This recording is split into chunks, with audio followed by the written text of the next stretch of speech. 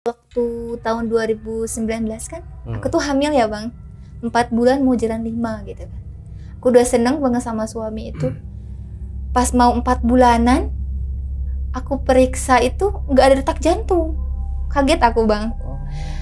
Aku bilang, ini kan mau jalan 5, kok nggak ada detak jantungnya, kataku gitu kan. Terus kata suami gini, ya udah kita USG katanya. Aku di USG, ternyata kosong bang. Nggak ada bayi, nggak ada kantong bayi, dan bersih, nggak ada apapun. Aku kaget, lah kemana ya? Kok bisa hilang? Aku nangis di sana. Terus aku suruh gini sama ayah aku, kamu istihoroh katanya gitu. Kalau kamu mau tahu jawabannya, aku istihoroh 3 malam tuh bang. Istihoroh, aku puasain. Aku istihoroh, pas istihoroh itu ada kakek-kakek datang. Dia bilang gini, anak kamu saya pinjem. Assalamualaikum warahmatullahi wabarakatuh. Jumpa lagi dengan saya, Ale, host Jejak Backpacker. Dalam obrolan misteri Jejak Backpacker kali ini, saya sudah kehadiran seorang narasumber yang pernah mengalami kejadian mistis pada tahun 2020 lalu. Sebelum narasumber menceritakan pengalaman mistisnya, jangan lupa untuk selalu support channel Jejak Backpacker. Subscribe, like, komen, dan share video-video YouTube Jejak Backpacker. Assalamualaikum Kak Neng ya, Kak, lebih tepatnya Kak Neng Risma. Iya. Nama kami biasa dipanggil Neng. Teh Neng atau Iis. Iya. Oke, Kak Iis atau Teh Neng ini punya pengalaman horor ya, punya pengalaman mistis tentunya yang nggak bisa dilupakan. Enggak sama sekali. Ya, kita mau mengulik cerita dari Kak Neng ini. Bagaimana sih Kak itu ceritanya? Bisa diceritakan sedikit ke penonton di rumah. Nah yang lebih nggak bisa dilupain lagi itu pas lagi naik motor, tiba-tiba rem kita blong itu depan belakang, nggak bisa apa-apa gitu kan. Pas aku udah pasrah sama yang maha kuasa gitu kan, ya Allah aku udah pasrah gitu kan, kalau aku mati husnul khotimahkanlah aku, kataku gitu kan. Kalau enggak, waktunya berilah aku pertolongan saat ini. Aku teriak, coba mana sih Surya Kencana itu, tolongin aku dong kali ini, kataku gitu. Ternyata tiba-tiba motornya berhenti. Terus aku lirik ke belakang, ada laki-laki cakep banget. Dia bilang kayak gini, keadaan apapun, sesulit apapun, aku bakal selalu ada buat kamu. Nah JPKers, sebelum Neng Risma menceritakan pengalamannya lebih lanjut lagi, saksikan setelah OMG yang satu ini.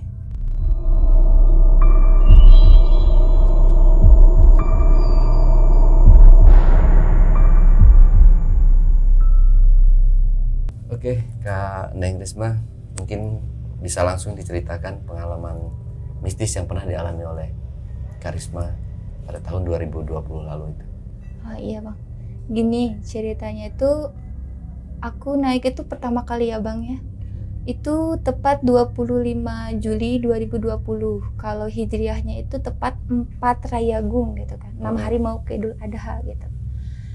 Nah itu gak ada niatan buat naik bang sama sekali gitu kan.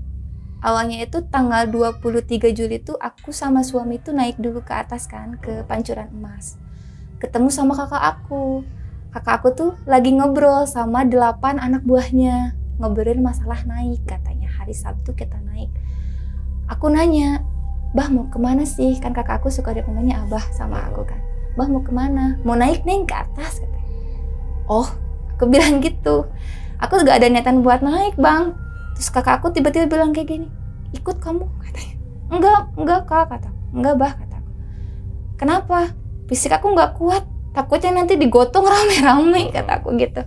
Kan dari dulu emang aku punya penyakit ya bang ya, nggak bolehin naik sama orang tua tuh, soalnya kalau kena dingin itu takutnya kenapa-napa gitu kan, apalagi di gunung kan cuacanya ekstrim gitu kan, takutnya kena hipotermia atau apa gitu ya, nauzubillahi min dzalik gitu kan.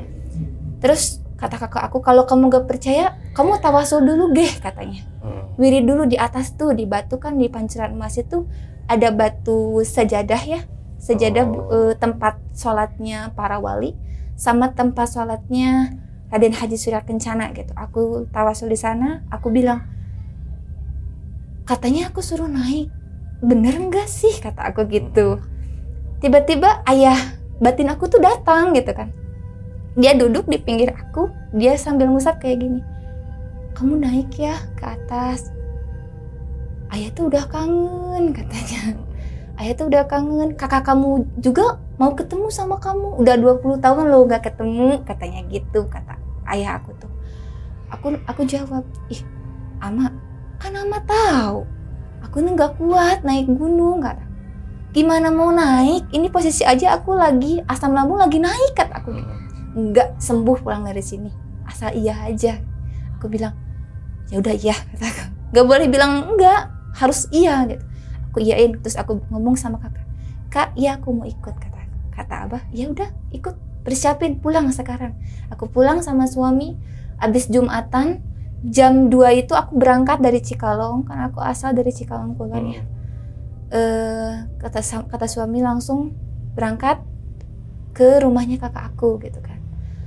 Di sana kita nginep.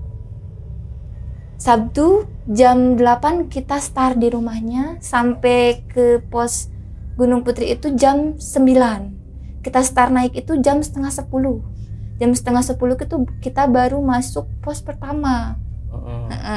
Pas pos Tanah Merah itu kita baru masuk sana jam setengah 10. Kita diem-diem, kita canda-canda dulu. Terus kakak aku bilang, sebelum kamu masuk gerbang, katanya, kamu tutup dulu ya. Tutup apa, bah? Penglihatan, pendengaran, perasa. Oh ya udah, kata aku. Sama penciuman, katanya gitu. Ya udah, aku tutup.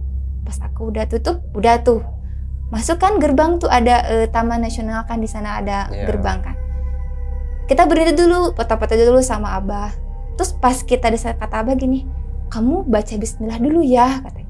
Iya, assalamualaikum dulu 7 kali, katanya. Aku assalamualaikum aja. Assalamualaikum, kata aku. Terus dalam hati aku bilang, tolong ya dampingin aku sampai atas, kata aku. Aku gak kuat, fisik aku lagi lemah, kata aku gitu. Terus tiba-tiba ada suara krusuk gitu bang di pinggir. Padahal aku udah tutup itu, udah ditutup, semuanya udah ditutup. Semuanya ngedenger, bukan aku aja yang ngedenger. Terus kakak aku bilang, tuh yang jemput neng, katanya, gak bakal capek, katanya gitu. Aku bilang, oh iya, ya udah. Aku naik, itu nggak ada kendala apa-apa ya bang ya, nggak ada kendala apapun. Masih oke lah gitu. Tapi pas udah masuk pos Legok Lencah kalau nggak salah, itu posisi udah capek banget, udah nggak bisa diterusin. Apalagi kan pas di pos Lawang Sakitnya kan udah kayak gini jalannya kan. Aku udah bilang, udah bah aku nyerah, aku nggak kuat, aku turun lagi aja. Takutnya nanti aku di atas kenapa-napa, kata aku gitu. Kata abah gini. Tiba-tiba abah itu balik belakang, dia bawa apel bang. Bawa apel 1, dia bilang, nih kita bagi 2 ya. Tiba-tiba gini ke pohon, apelnya tuh dibelah 2 ke pohon. Dia bilang, makan, kamu bilang, ini kamu khususin buat ayah kamu. Aku bilang, ini khususin ya buat ayah aku, kataku. Ya Allah, kuatin aku sampai atas. Tiba-tiba tenaga aku ada lagi bang. Ada lagi itu. Tadinya lemes kan kaki itu, udah apa namanya? Udah nggak bisa apa-apa gitu. Suami udah bilang, udah sini aja, udah di sini aja, kita ngecamp di sini. Aku bilang, ya udah deh kalau kayak gitu. Pas ternyata ada lagi tenaga aku ada lagi. Kita naik lagi di pos, mau naik ke pos Maleber tuh kan ininya terjal banget ya bang, kakinya tuh Maleber. Subhanallah banget jalannya. Aku bilang, udah bah, udah nyerah, sampai sini aja lah. Ini udah alhamdulillah sampai sini, kata aku gitu. Tiba-tiba abah balik belakang lagi bawa anggur 6. Bawa anggur 6. Dia bilang, ini makan. Ini khususin buat ibu kamu ya, ibu batin kamu, katanya gitu. Aku bilang, ya udah, aku khususin dulu, aku makan. Ada lagi tenaganya bang. Padahal tuh aku nggak boleh makan anggur, nggak boleh. Aduh astagfirullahaladzim, kenapa ya kok bisa kayak gini? Aku naik lagi, pas sampai gerbang, aku lemes, aku bilang, assalamualaikum, aku udah nyampe sini, kata aku gitu. Ternyata orang lihat sama yang aku lihat beda bang. Kan orang lihat pas gerbang itu biasa aja kan masuk ke alur itu. Aku lihat itu subhanallah, kerajaannya itu indah banget bang, kayak istana yang lama bisa dilihat orang gitu, banyak orang banget. Tapi anehnya itu aku nggak lihat pendaki, nggak lihat, cuma lihat itu cewek-cewek sama cowok yang pakaiannya itu zaman dulu gitu kan. Cewek bawa pakainya itu kebaya putih, terus bawa ini wadah nasi gitu, yang biasa yang orang-orang dulu kayak gitu dari kan, bambu itu ya. yang dari bambu itu. Aku bilang, lah kok aneh ya, aku lihat mereka enggak, kata abah, udah jangan aneh. Terus tiba-tiba pas aku mau ngelangkah, ada ayah batin aku, dia bawa cowok dua, cewek satu. Ceweknya cantik banget. Terus si cowoknya itu, aku diam aja, kok ini kayak kenal ya, tapi aku nggak pernah lihat, kata aku bilang. Terus ayah aku bilang gini, ini penguasa sini. Ayah batin aku bilang, ini anaknya Ama, katanya gitu. Ini kakak kamu. Ini yang nunggu kamu dari sini. Ini penguasa gunung ini, kata Ama. Itu kan ayah batin aku. Ya bisa dibilang ayah batin aku itu Bupati pertama Cianjur ya, bang, gitu kan. Yang bisa disebut itu Ama Dalem Cikundul. Tahu kan bang? Yang bupati pertama itu? Iya, ya itu. Dia kan punya anak 3 kan, yang dari Jin itu ada Yusra Kencana, Nyimas Ratu Endang Sekesi, sama Raden Andaka Wiroso Jagat. Nah, yang satu kan di sini gitu kan. Terus ditemuin tuh sama ayah aku itu. Aku bilang, aku nangis. Ya Allah, kataku, bisa lihat kayak gini, kata aku gitu. Dibawa, kita ngecamp, kita istirahat, malam tiba tuh bang, malam tiba. Kok nggak ada perasaan apa-apa. Tiba-tiba kata abah gini, kamu tawasul jam 9 ya, kata, jam 10 katanya.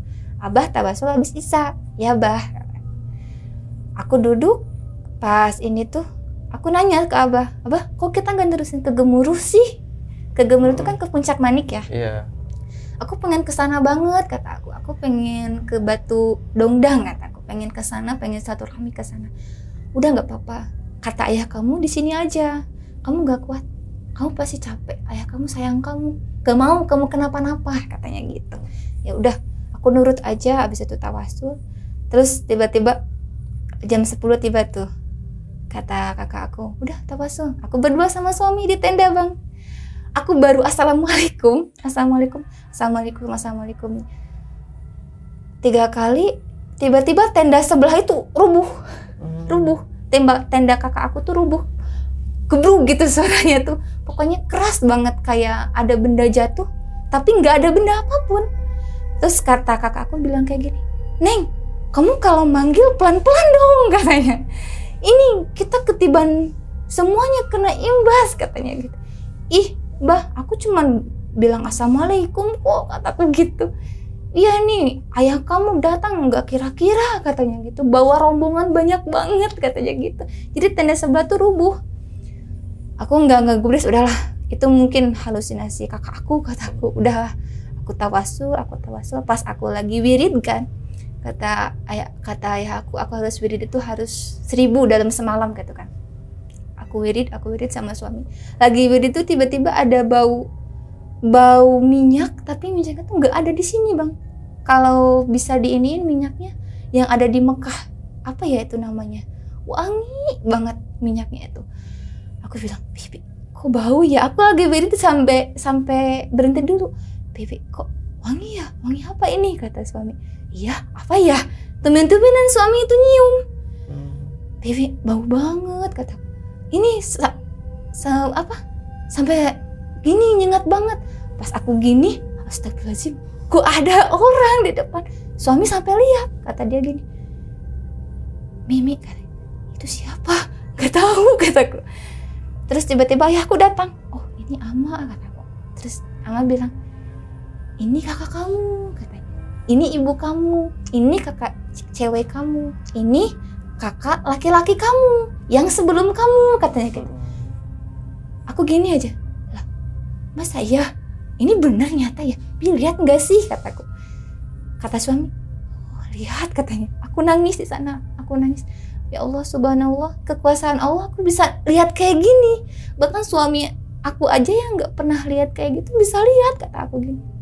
ya Allah, ini tuh bener nggak sih, ini tuh jin atau setan atau iblis? Aku masih bingung kan. Ya Allah, kalau emang ini setan, kalau emang ini iblis, kata aku, coba hilangin deh dalam tatapan aku kan suka diajarin kayak gitu kan. Nggak ngilang-ngilang bang. Tapi kalau emang bener ini keluarga aku, wali Allah, wali yang dikirim Allah buat jagain aku, tetap aja di sini, jangan kemana-mana, kata aku gitu. Itu nggak hilang bang, tetap aku udah bilang sampai 3 kali nggak hilang. Kata suami, udah ini beneran, katanya gitu. Terus tiba-tiba ayah aku bilang, 20 tahun kita tuh nungguin kamu. Mereka kan ngomongnya pakai bahasa Sunda ya bang ya.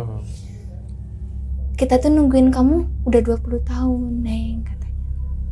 Aku bilang, iya maaf ya, aku baru kesini sekarang. Iya nggak apa-apa, katanya. Ini tuh kakak kamu, namanya ini. Maaf ya bang, aku nggak bisa nyebutin satu-satu namanya gitu kan. Terus aku bilang, iya, ini aku udah sampai sini. Apa yang mau disampaikan? Aku tuh datang ke sini dalam mimpi itu, aku ke sini mau ketemu anak aku yang kalian bawa, kataku gitu. Mana anak aku, kataku. Dan keduanya aku mau satu rahmi sama keluarga besar, kataku gitu. Terus ayahku bilang, anak kamu ada. Tiba-tiba ada anak kecil nyamperin, cewek cantik banget. Dia nangis, dia meluk aku sambil bilang, Umi, Dede kangen, katanya. Aku bilang, ya Allah nak, ini Umi udah sampai sini, kataku. Masya Allah, kita udah meluk, udah apa, ditarik lagi itu anak sama ayah aku kan. Terus diajak ngobrol sama penguasa gunung itu kan. Dia ngobrol gini, dia manggil aku tuh Nyai, nih katanya.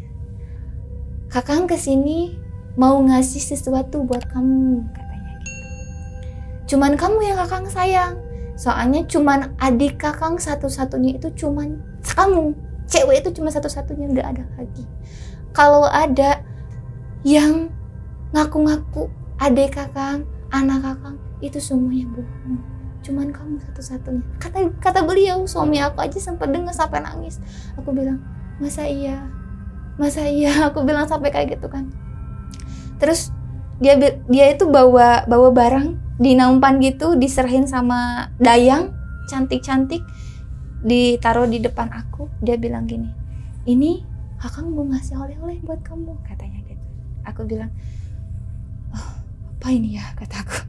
Terus pertama dia itu nyerahin kayak gundukan gini ya bang, itu apa, dibungkus sama daun, terus diikat sama apa ya, sama yang suka ditangkal, yang suka di pohon itu, yang apa gitu, diikat gitu kan. Seginilah gundukannya itu. Dia bilang, ini bawa kamu, katanya. Ini buat bekal kamu di bawah ya. Aku inget tuh omongan orang tua aku. Mau gimana pun kamu disayang sama orang tua gaib kamu jangan pernah nerima sepeser pun uang dari mereka. Itu uang bang, kalau dibawa ke kita, kalau dibawa turun itu sampai lebih dari 10 juta itu. Kalau aku prediksi ya, itu sampai 10 juta itu. Aku bilang gini, nggak mau, aku gini gitu kan, nggak mau. Ambil lagi aja, aku nggak butuh. Aku cuman butuh satu, bimbing aku, kasih ilmu yang manfaat buat aku, biar aku bisa ngebimbing anak-anak aku di bawah, biar aku bisa ngebimbing orang-orang yang salah jalan, kata aku gitu. Dia senyum, iya, bener nggak bakal diambil? Enggak sama sekali. Ini mah kasih sayang kakang buat kamu. Enggak mau, kata aku. Nggak mau itu. Aku cuman mau akhirat, bukan mau dunia, kata aku. Dia ambil lagi sambil senyum. Terus yang kedua tuh dia ngasih kayak batu ya bang, dia ngambil dari tangannya kan dililit gitu kan, ada batu warna hijau. Aku ingat itu. Dia ngasih ini cendera mata, ini kasih sayang kakang, ini barang kesayangan kakang yang kakang kasih buat adik kakang satu-satunya. Aku nangis, aku bilang nggak mau. Biar itu jadi di sini aja, jangan sampai aku bawa ke bawah. Takutnya aku jadi ngegustiin ke barang itu. Harusnya aku pusti-pusti, jadi aku gusti-gusti, kata aku gitu. Nggak mau aku, kata aku. Aku cukup satu, butuh bimbingan aja, kata aku gitu kan. Yang ketiga itu udah tuh aku kasih, yang ketiga dia ngasih Edelweiss bang. Ngasih Edelweiss itu segar wangi banget Edelweissnya itu. Dia kasih pakai botol kaca, botol yang obat itu bang. Dia kasih ini buat di rumah. Ini mau kamu berapa puluh tahun kamu simpen, ini gak bakal layu. Ini bunga yang kakang simpen buat kamu, khusus buat kamu. Ini gak bakal layu. Aku emang pengen banget bang, Edelweiss tuh pengen banget, tapi dalam hati gak mau. Aku takut takabur kalau dibawa ke bawah, kataku gitu. Gak mau, ambil aja, kataku gitu. Aku gak mau, aku alasannya kayak gini. Nanti kalau di pos bawah aku kena cek sama petugas, aku didenda dong, kata aku gitu. Aku alasannya kayak gitu aja sama beliau.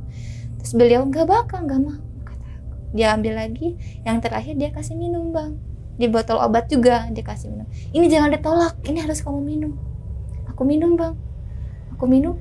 Rasanya itu kayak air jam-jam, seger banget airnya tuh. Di sana dia bilang, ini air kakang habis bawa dari suatu tempat, katanya gitu. Ini buat kamu, katanya gitu. Ini apa yang kamu mau turun dari sini, kamu bakal kesampaian, katanya gitu. Terus aku bilang, nanya tuh aku, kenapa aku nggak boleh ke Gemuruh, kata gue gitu kan, ke Puncak Mani, kata aku. Terus dia bilang, kakang nggak mau lihat adik kakang nangis di jalan, katanya gitu kan. Cukup di sini aja. Di sini juga kakang udah seneng, udah bahagia. Udah tuh bang, kita itu berbincang gak lihat jam, udah jam 12 aja.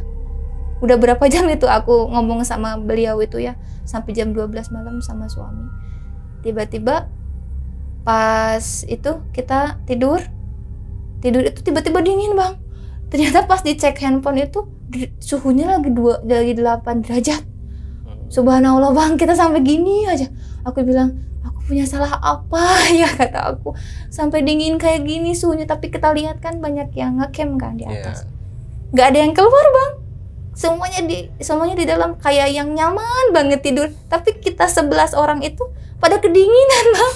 Aku aneh kan, lah kok kita pada kedinginan ya, sampai kita bikin api unggun kan di sana, saking kita nggak mau kena hipo atau yang lain-lain gitu kan.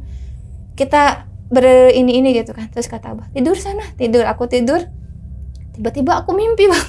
Mimpi aku dibawa sama yang tadi datang laki-laki itu yang katanya penguasa gunung itu, yang katanya kakak aku gitu kan. Dia bawa aku ke Puncak Mani, ke batu yang aku mau bang.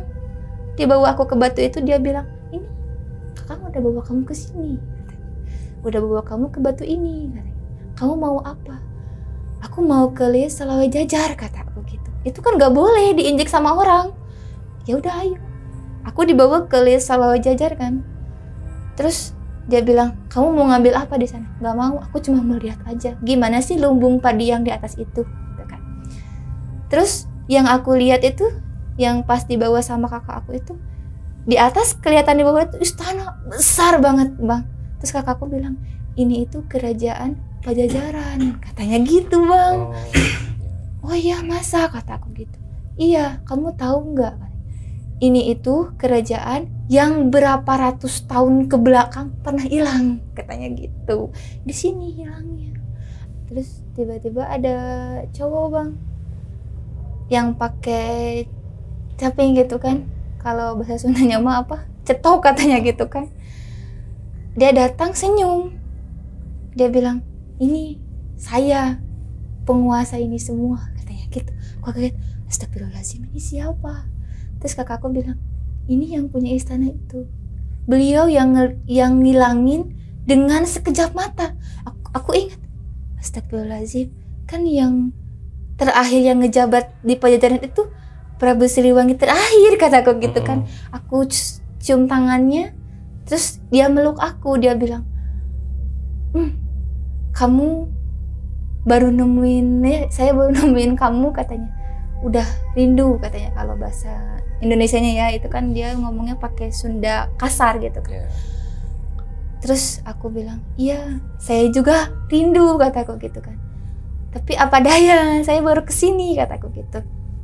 Terus dia ngasih apa ya, ngasih barang ya bang, tapi nggak dikasih. Dia itu nempelin ke badan saya gitu kan. Terus dia bilang, kamu bakal jadi ibu segala ibu, kamu itu bakal dijadiin ibu dari banyaknya ibu, katanya. Aku bingung, ibu dari banyaknya ibu, aku bingung kan. Ya aku gitu aja. Terus aku tuh lagi tidur, aku balik lagi ke tidur tuh bang, tiba-tiba ngedenger suara rame banget kayak yang lagi hajatan, suara-suara gemelan, pokoknya rame banget bang. Sampai aku bangunin suami, Bi, kok rame ya? Kok rame sih? Kata suami. Apa sih? Ramenya apa? Enggak, ih rame banget kataku. Kayak di pasar kataku, kayak yang lagi hajatan lagi. Aku buka tenda, aku bilang, lah, kok banyak orang ya kataku. Terus aku nanya itu ke kakak aku, bah, kok ada yang lagi hajatan sih? Kok ada gemelan sih kataku. Kok banyak orang sih? Terus dia bilang gini, maklum itu lagi nyambut kamu. Itu lagi ngadain acara besar-besaran di gunung ini tuh, lagi ngadain buat penyambutan kamu. Udah 20 tahun anaknya hilang, sekarang kesini diketemuin lagi katanya. Oh itu lagi hajatan ya kataku gitu. Terus kata abah, udah gak apa-apa.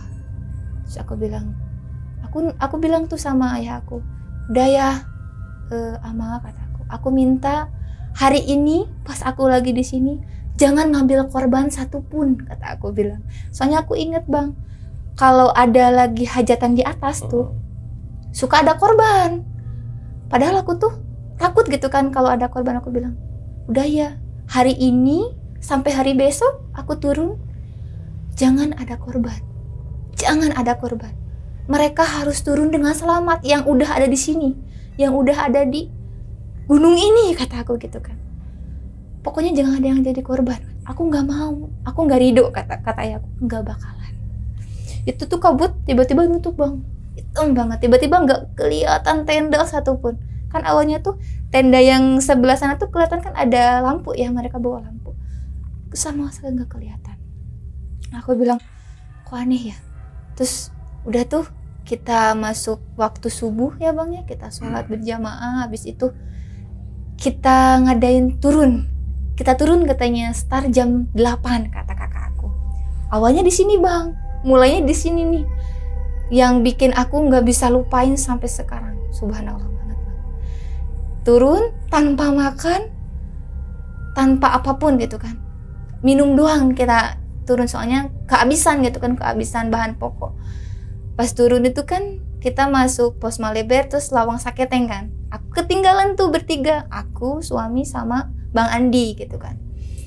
Yang 8 itu udah duluan, kata aku gini, bah duluan aja ya, aku mah mau pelan-pelan aja, takut kepleset, kataku gitu. Kata kakakku gini, ya udah iya, abah tunggu ya di Lago Kelincak, kata ya gitu. Ya oke bah, kataku gitu. Aku turun, udah ngilang aja tuh kakak aku bang. Padahal kita tuh di belakang, kita nggak jauh. Pas di Lawang Saketeng kan ada pohon tumbang ya bang ya. Aku pertama lewat, aku udah perasaan udah gak enak tuh. Aku bilang, perasaan aku udah gak enak ya, kata aku gitu kan. Udah gak enak banget di sana bang, gak enak banget, sumpah.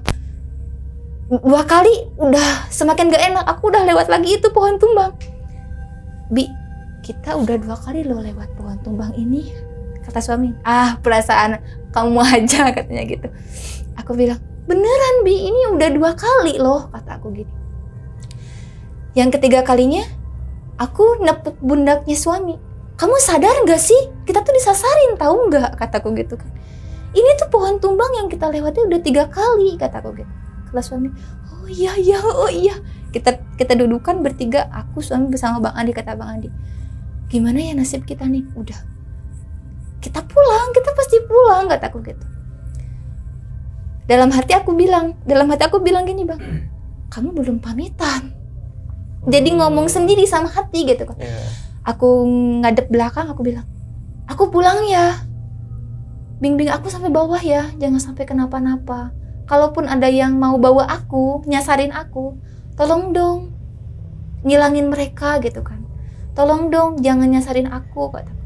Aku mau pulang, aku mau ketemu sama keluarga, aku nggak mau meninggal di sini, kataku. Aku maunya meninggal di depan keluarga aku, nggak mau di sini. Aku sampai nangis banget. Kata suami, udah katanya. Aku bilang assalamualaikum 3 kali. Kita baru 5 menit aja udah nyampe Lagoklinya bang. Iya. Aku kaget sampai kakak aku bilang kayak gini, sampai selonjoran kakak aku bilang gini, Abah udah nunggu kamu sampai 2 jam. Aku gitu, 2 jam. Aku kira kita baru setengah jam di sana gitu kan. 2 jam kita nungguin kamu Neng di sini. Aku bilang, Masya Allah. Aku nangis, aku sujud, Masya Allah ya Allah. Lindungin aku sampai bawah ya Allah. Aku bilang. Terus kata Abah gini ke anak buahnya yang udah tahu hafal bener jalan sana. Ke Kang Ayub, yuk kamu temenin Neng katanya. Iya, Kang Ayub, aku sama suami gitu kan. Abah udah duluan aja, udah nggak kelihatan batang hidungnya gitu kan. Kita berempat waktu itu, Kang Ayub, Kang Andi, aku sama suami, kita nyantai aja jalan. Tiba-tiba jalan gelap aja bang, gelap banget. Pas mau masuk ke bawah gitu kan, itu udah deket tapi tiba-tiba jalan ketutup gitu kan. Kita dudukan, kata Kang Ayub, gimana nih teh katanya. Gimana ya Kang, kata aku bingung nih, kata aku gini. Aku duduk, dalam hati juga aku bilang gini, kamu pamitan dulu sama kakak kamu. Aku bilang, Kang aku pulang ya, izinin aku pulang, aku mau pulang, aku mau selama sampai rumah. Aku mau punya anak dulu, kata aku mau punya rumah dulu. Aku bilang satu-satu bang, aku mau ketemu ibu, mau ketemu ayah, kata aku. Aku nggak mau di sini, aku nggak mau, aku tuh manusia bukan jin, kata aku gitu kan. Aku sampai nangis, Kang Ayub, udah teh, udah. Tiba-tiba kabutnya tuh gini lagi bang. Tiba-tiba pendaki datang lagi, ngeliat lagi. Barusan kenapa bisa ngeblank, kata aku gitu kan. Tiba-tiba ada makhluk gitu kan bang, apa ya, tawon gitu. Tawon itu bicara bang, bicara, tawonnya bilang ikutin aku katanya. Gitu. Kita berempat ngikutin tawon itu bang, padahal Kang Ayub kan udah tahu jalan, tapi kita bisa kesasar gitu kan. Kita ngikutin tawon, tiba-tiba udah sampai Tanah Merah gitu. Kita berhenti di sana sampai setengah jam gitu kan. Kita dudukan. Aku lupa nggak pamitan tuh, udah lepas dari pos 1 tuh udah lupa aja nggak pamitan sama mereka. Aku langsung turun ke tempat penyimpanan motor ya bang. Di sana aku nggak ada firasat jelek lagi di sana. Udahlah, sekarang udah turun ini, kata aku kan. Udah selamat, kata aku kan. Ternyata kan salah gitu kan, perkiraan aku tuh salah. Kang Ayub sama Kang Adi udah duluan. Aku sama suami di belakang gitu kan. Pudunan pertama tuh motor mati lagi. Pudunan kedua mati lagi. Aku bilang, motor kenapa sih mati terus, kata suami. Mungkin kedinginan, katanya. Ya udah. Pudunan ketiga, kan kalau jalan Gunung Putri tuh kayak gini ya bang ya. Yeah. Kayak ombak banyu gitu kan. Terus pudunan kedua tuh perasaan aku semakin gak enak bang. Aku bilang, suami tuh udah diem aja, tadinya ngomel-ngomel dulu jadi diem. Aku bilang, suamiku kok jadi diem ya Bi, oke nggak sih? Oke. Terus kakinya tiba-tiba dua-duanya ke bawah. Kok suami aku kakinya kedua-duanya ke bawah, kataku gitu. Aku nanya, Bi kenapa? Pegal ya? Pegal. Dia belum jujur bang, belum jujur di sana tuh. Pudunan terakhir kan gini, tajam banget bang. Posisi kalau kita sampai lepas itu ke jurang. Gini, pas pertengahan aku nanya sama suami, Bi oke. Tapi aku ngehnya itu ada ibu-ibu kan lagi panen sayur, dia teriak, Neng turun, katanya gitu. Aku bilang, Bi kok dia suruh turun sih? Aku aja yang naik motor gak ngerasa apa-apa. Emang ada apa? Kataku gitu. Kita ini ya apa? Kita ngeiniin kucing atau apa? Aku lihat ke bawah, enggak ini kucing atau apa. Terus kata suami, remnya blong teh, katanya gitu. Aku bilang, beneran? Iya bener. Digini-gini sama suami bang. Kosong dua-duanya. Depan belakang itu kosong. Bi kan udah diservis, udah. Tapi kok bisa kosong? Gak tahu. Aku bilang, aku sampai nangis bang. Aku bilang, ya Allah, kalau aku mau meninggalkanlah aku dalam husnul khatimah, kata aku gitu kan. Tapi kalau aku belum waktunya meninggal, turunin aku dong, penolong, mau dimanapun, tolong aku ya Allah. Terus tiba-tiba aku tuh ingat sama penguasa gunung itu yang dia manggil aku adeknya gitu kan. Aku bilang, sejatinya kalau aku adeknya, aku disayang sama dia, tolong dong Surya Kencana tuh mana sih? Aku pengen ada buktinya sekarang. Tiba-tiba motor berhenti bang, lagi posisi kayak gini di atas banget. Ya mau direm juga kan nggak bisa direm kalau posisi lagi gelinding mah. Tiba-tiba berhenti bang. Kata suami, kok bisa berhenti? Remnya ini enggak, ini masih kosong.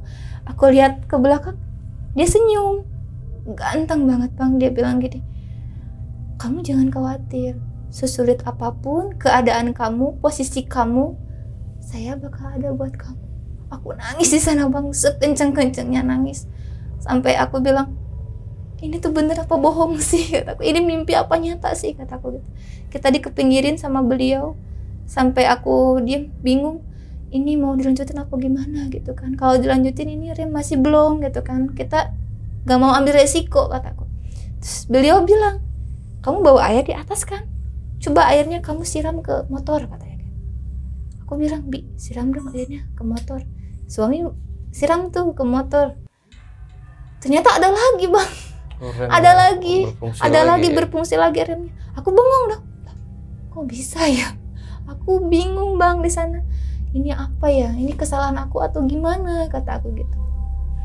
Aku turun di sana, sampai turun, aku langsung ke bengkel bang, di sana ke bengkel. Ternyata nggak ada kesalahan apapun, motorku oke semuanya. Pas kayak gitu, aku pulang. Aku tawasul lagi kan, aku mau minta petunjuk gitu kan. Apa sih kesalahan aku sampai sefatal ini, kataku gitu.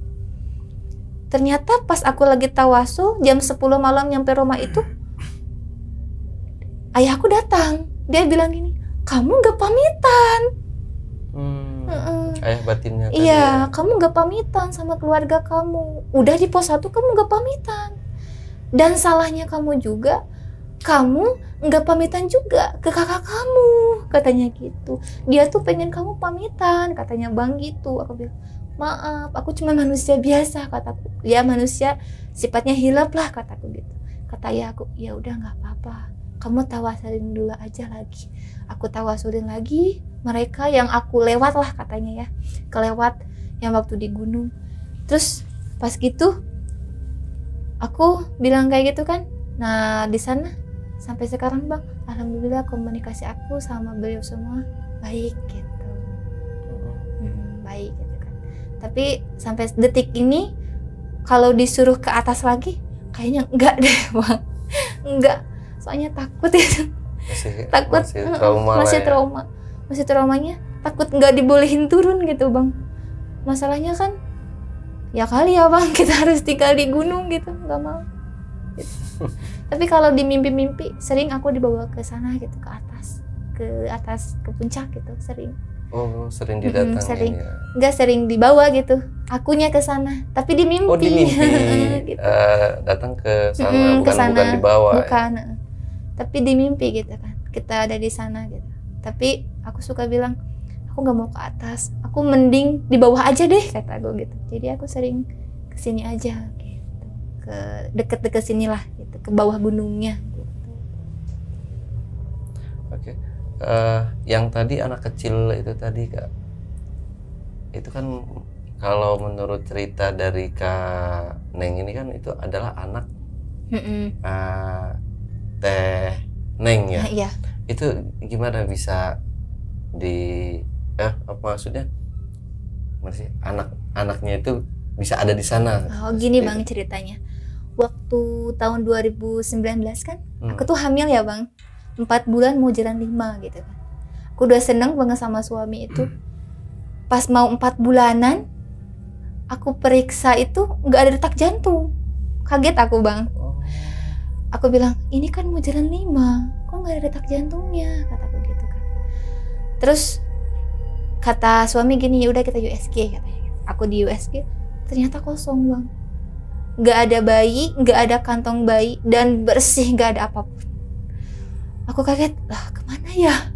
Kok bisa hilang? Aku nangis di sana. Terus aku suruh gini sama ayah aku, kamu istihoroh katanya gitu. Kalau kamu mau tahu jawabannya, aku istihoroh 3 malam tuh bang. Istihoroh, aku puasain. Aku istihoroh, pas istihoroh itu ada kakek-kakek datang. Dia bilang gini, anak kamu saya pinjem. Kakeknya tuh jenggotnya segini bang. Anak kamu saya pinjem. Dan anak kamu itu lagi di sini. Dia itu nunjukin ke makomnya Sunan Muria, Bang. Lagi di sana. Aku bilang, lah, kok bisa di sana? Aku kaget dong, Bang. Dan terakhir anak kamu bakal dibawa ke sini, katanya gitu. Aku bilang, kok bisa? Aku pinjem, katanya gitu dalam mimpi tuh. Aku nggak percaya, sama sekali nggak percaya. Aku istikharah lagi tuh, Bang, sampai istikharah lagi. Ayah aku datang lagi. Dia bilang, kamu kalau nggak yakin anak kamu ada, kamu minta sama Allah biar anak kamu nemuin kamu secara nyata aja. Pas tanggal 13 Mulut ya, Bang, pas hawalnya amat dalam, aku ini syukuran di rumah. Aku bilang kayak gini, kalau emang anak aku ada, anak aku diasuh sama orang-orang yang soleh, sama wali-wali Allah, aku mau dong dia datang ke rumah. Aku mau lihat dia, aku mau peluk dia. Dia datang, Bang. Dia dibawa sama kakek-kakek itu dan diiringi sama ayah aku. Dia bilang, ini anak kamu.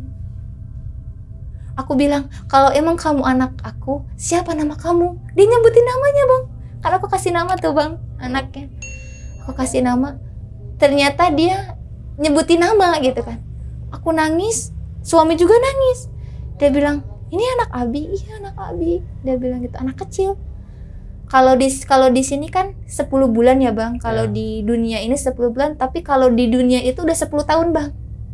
Jadi perbedaannya itu 10 kali lipat. Kan kalau misalkan di dunia kita tuh 10 bulan kan, kalau di sana tuh 10 tahun, jadi 10 kali lipat gitu, Bang. Kalau hitungannya gitu kan. Ya, di betul. ilmu, kalau ilmu kegoiban kayak gitu kan gitu. Terus di sana aku bilang, aku pengen lihat yang bener-bener. Jangan yang cuman kayak gini aja. Cuman kan kalau di rumah kelihatannya cuman burem aja gitu, Bang, nggak bisa apa-apa gitu. Aku pengennya lihat nyata aja, kata aku bilang gitu. Terus ayah aku bilang, nanti belum waktunya. Nah di sana aku ditugasin buat ke atas, katanya anak aku ada di atas gitu, Bang.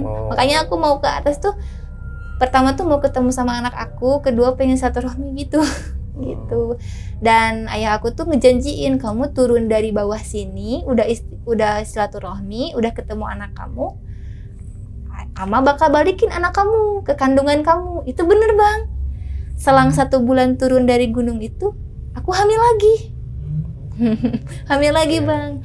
Tapi aku nggak nepatin nadar aku, ucapan aku waktu di alun-alun. Aku kan pernah nazar kayak gini, kalau aku turun dari sini, anak aku dibalikin lagi ke kandungan, aku bakal ngadain syukuran di pancuran emas. Kata aku gitu, Bang. Pas 13 Mulut. Ternyata pas tanggal 13 Mulut itu suami aku berangkat kerja. Dia nggak bisa pulang. Jadi lagi kerja nggak bisa pulang gitu. Lembur lah. Aku bilang, aku sendiri aja yang kesana, kataku gitu. Kata suami, udah pergi. Ternyata nggak bolehin pergi, soalnya aku janjinya tuh berdua sama suami gitu. Nah di sana pas malam Jumaah tanggal 13 tanggal 13 Mulut itu nggak ada lagi, kita keguguran. Sampai sekarang belum lagi gitu. Makanya sekarang saya ditugasin tuh sama orang tua aku, suruh tirakat katanya kan. Kalau bahasa wali kan tirakat ya, tirakat katanya. Waktu kemarin puasa saya sampai tirakat 44 hari, Bang, di sana tuh di Pancuran. Dan diselang 10 hari sekarang terakhir gitu. Mudah-mudahan setelah sekarang dibalikin lagi gitu. Amin, mudah-mudahan ya. Setelah ini Teh Neng atau Kak Neng diberikan momongan lagi. Amin, Bang, itu yang cuman yang saya pengen sekarang gitu, Bang. Berarti kemarin itu istilah dalam goibnya hamil goib, hamil titipan. Iya, kalau kata bahasa Sunda mah apa, balung tunggal. Gitu. Kalau bahasa Sundanya mah balung tunggal. Jadi ada wali yang nitipin, kalau kita salah jalan aja sedikit diambil lagi gitu, Bang. Oke, Teh Neng, mungkin ada tambahan lagi atau pesan-pesan yang bisa disampaikan ke penonton di rumah? Kalau pesan-pesannya cuman gini aja sih, Abang ya. Buat yang mau naik gunung, khususnya ke Gunung Gede ya, diutamain itu kesopanannya, sopan santun, sama jangan apa, kalau yang belum muhrim diusahain jangan naik lah bang ya gitu kan. Soalnya kan aku sempet nanya tuh sama orang tua aku juga kan, apa sih yang bikin orang-orang hilang itu gitu kan. Pertama itu orang-orang yang sering mesum di atas gitu kan. Kedua itu yang ngomongnya itu sompral gitu kan. Ya diusahain lah jaga sopan santunnya gitu kan. Di gunung kan banyak jinnya gitu kan, banyak penunggunya. Jadi kita jaga aja lah etika sama sikapnya gitu. Nah, Jackpackers, itulah tadi obrolan misteri jejak backpacker bersama narasumber kita, Teh Neng Risma. Jangan lupa untuk selalu support channel Jejak Backpacker. Subscribe, like, komen, dan share sebanyak-banyaknya video-video YouTube Jejak Backpacker. Wassalamualaikum warahmatullahi wabarakatuh. Oke, Teh Neng, terima kasih. Iya, sama-sama.